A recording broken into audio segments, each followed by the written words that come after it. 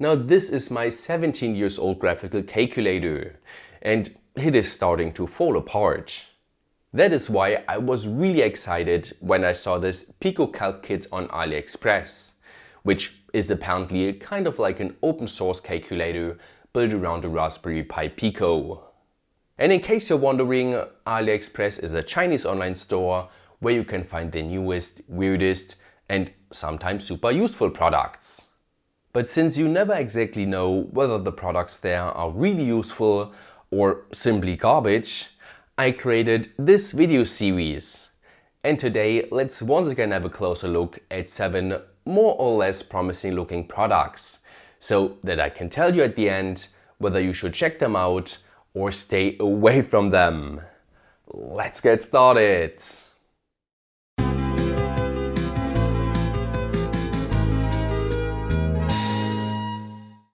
High-quality PCBs don't have to be expensive or slow to order, because my sponsor JLCPCB is redefining the industry with their large-scale smart manufacturing. By combining huge numbers of global orders with their smart algorithms, they optimize panelization to get the most out of every board. This drives down costs and cuts lead times to as fast as 24 hours. And since this is so efficient, they can offer premium via InPads and ANIC finish on multi-layer PCBs for no extra costs. So why not give it a try? I mean, new users can grab $123 in coupons upon sign up, plus an extra $30 coupon for 6-layer boards. So click the link below and be amazed. Now let's start off with this display here. That is actually a development board built around an RLCD that you can get for around €40. Now, truth be told, I never heard of an RLCD before, and that made it interesting to me. But after unpacking, I firstly noticed that the included speaker was not hooked up. So I removed the backplate, and since it was off, I had a look at the main microcontroller and all the additional ICs and hardware, which all looked promising and should enable all these features here. But anyway, after connecting the speaker and attaching it to the backplate, I closed everything up, put in the stands and powered this thing for the first time via USB. And yeah, it seems to come with preloaded code that not only shows us that all sensors are working correctly, but also what makes such an RLCD special. You see, a normal LCD is always pretty bright and the colors vivid, because it comes with a backlight. Here though, the LCD is not only in black and white, but it also features no backlight, meaning it uses reflected light to see the image, which gives it its name of reflective LCD. But wait a minute, is this now like an e-ink display? Well, not really, because while an e-ink can display its image without any power whatsoever, the RLCD still needs some power for that. But then again, the RLCD comes with a way better refresh rate, which is horrible at the e-ink side. And there are of course way more differences, but what interested me the most was how much power exactly the RLCD requires to hold a static image. So I browsed through the documentation of this board, which is amazing since it comes with schematics, hardware files and tons of example codes. So I adapted one a bit so that we firstly draw an image and then put everything into deep sleep mode. After uploading that, it seems to work fine, and the display requires around 10 mA at 5 volts via USB, or when using battery power around 5 mA at 3.7 volts. That is not even close to an e-ink display, but very good for an LCD. And right out of the box, you can use this thing as an AI chatbot, which is not my cup of tea. Instead, I quickly found out that it is also supported by Home Assistant, and people are already creating cool dashboards with it, meaning all in all, this display is definitely a winner for me. With that being said, we can move on to this little board here, which is a power monitor that you can get for around €7. Pretty cheap, I would say. The first thing I did with it was attaching its acrylic glass cover. And at this point, I was wondering what a power monitor needs a USB port for. So I hooked up a powerful USB power supply. And I was surprised and happy to find out that this power monitor also supports power delivery. That means you can not only output a fixed 5, 9, 12, 15 or 20 volts, but you can also output an adjustable voltage, which is pretty neat. However, I have to mention that navigating and setting everything up via these two buttons was very confusing and frustrating, even though they explain it all on the product page. But anyway, after hooking up a load to the outputs, you can see that all voltages and flowing currents got tracked correctly. Very nice. And of course, you don't have to use this thing with USB power. You can also hook up a 5 to 36 volt power source to the input in order to track its voltage and flowing current. That, according to the product description, is limited to 10 amps. However, I quickly noticed that the current is actually limited to only around 3.27 amps. And no matter what I tried, I could not change that setting anywhere. The reason is probably the used INA226 power monitor IC, for which they most likely used a current resolution of 100 microamps. That would equal a max current of 3.7 amps. But besides that, I think such a board is really handy to have around, and thus overall it still gets the thumbs up. And that brings us to this intriguing looking circuit board here, which is a universal remote control tester that you can get for around €12. And I really like the idea of having such a testing tool around, so that I can quickly determine the frequency a remote uses, as well as its send data, and even compare data pairs. So I grabbed myself 3 of the most used remotes around the house that fit within the given frequency range. And I gotta say, this thing did not perform great.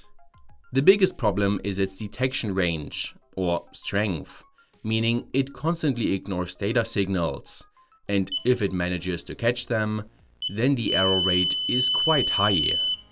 This probably mostly has to do with this simple signal conversion circuit here. So while I do like the original idea of the product, the implementation is sadly not there yet.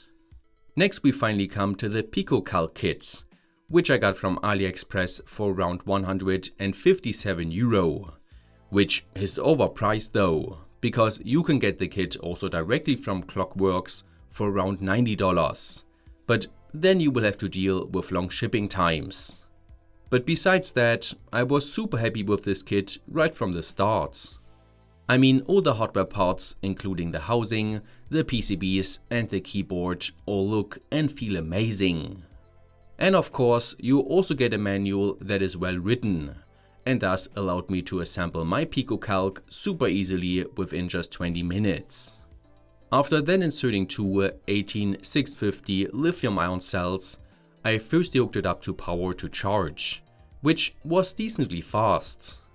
So after waiting for an hour, it was time to boot up this machine, and thus I was greeted with the bootloader that allows for different codes to be loaded into the Raspberry Pi Pico.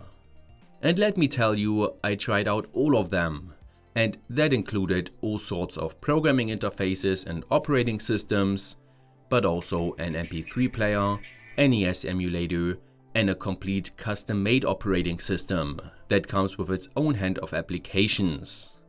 There is some pretty handy stuff included, but sadly nothing comes close to my TI calculator that I want to replace. Thankfully though, the community behind this PicoCalc is pretty big, and there are tons of interesting projects out there, including apparently a proper calculator. And yes, it does seem to work, and it also offers graphical features, but it is nowhere close to the functionality of my old calculator. So no, it is sadly not a replacement for that yet. However, since everything about this thing is pretty much open source, you can make your own software, and other software will improve as well, meaning I see a bright future for this device. Moving on though to this face recognition module that you can get for around €18. And I know I already presented another similar module in a previous video, but that one was a lot more expensive. So I'm hoping this could be a budget-friendly alternative. To find that out, I firstly connected both boards to one another and hooked it all up to a computer via USB. Then I followed the link in the product description to download the given software. After starting that, my board apparently got recognized, but as you can see, we're dealing with a Chinese-only software here, meaning Google Translate had to help me. With its help, I eventually found out how to register my face, and after starting the continuous mode, the software kept looking for my face and let me know if there was a match. And I gotta say, this worked pretty flawlessly, no matter how I was oriented to the camera. And I was also not able to trick the system with a photo of mine, probably because it uses 2 cameras for 3D vision. So that part worked out pretty well, even though this thing got pretty hot while doing its thing, and it also requires quite a bit of power. And in case you're wondering how to use this module without a PC, then let me tell you that it comes with a UART port, and as expected, it is already supported by Home Assistant, which should make usage super simple, and thus it definitely deserves the thumbs up. And that brings us close to the end with this magnetic 2-pin power cable that you can get for around €4. Now you might think I'm crazy for including something this boring, but let me tell you that when dealing with raw 18650 lithium-ion cells, the easiest way to charge them is sticking magnets to their poles and hooking up your wires this way. This is exactly what this magnetic power cable can do as well, and I was pretty curious how they secured the wires so well. So I of course had to cut one pair open, and I honestly had no idea that you could solder directly to neodymium magnets. So just for fun, I tried that myself, and while it really does work, it also drastically decreases the strength of my magnets.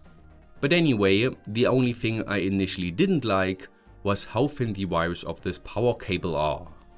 However, after doing a current test, it turns out that the magnets come with the biggest resistance, and thus I would advise to not go over a current flow of 3 amps. Another plus for these magnets is that you can also easily stick them in all sorts of battery holders, in case you want to power your devices with another power source. So overall, very handy thing to have around that comes with only minor problems. And that brings us to the last product, which is this 18650 dummy cell that you can get for very cheap, plus way too high shipping costs. And truth be told, I wanted to include this thing to make fun of it, because I never thought that this design with the wires coming out at the top would work. But I was wrong, and it fits perfectly inside a battery holder, meaning you can use this dummy battery just fine to power your devices with another power source. And since the spot welded connections do also look just fine for low current tasks, I kind of have to give this thing the thumbs up as well, because it is definitely handy to have around. And that is a wrap for this episode, and I'm happy to say that pretty much all products shown today are useful in one way or another. As always, I hope you enjoyed the show, and don't forget to subscribe because the next episode is number 20, and that will be a bit special. Until then, stay creative, and I will see you next time!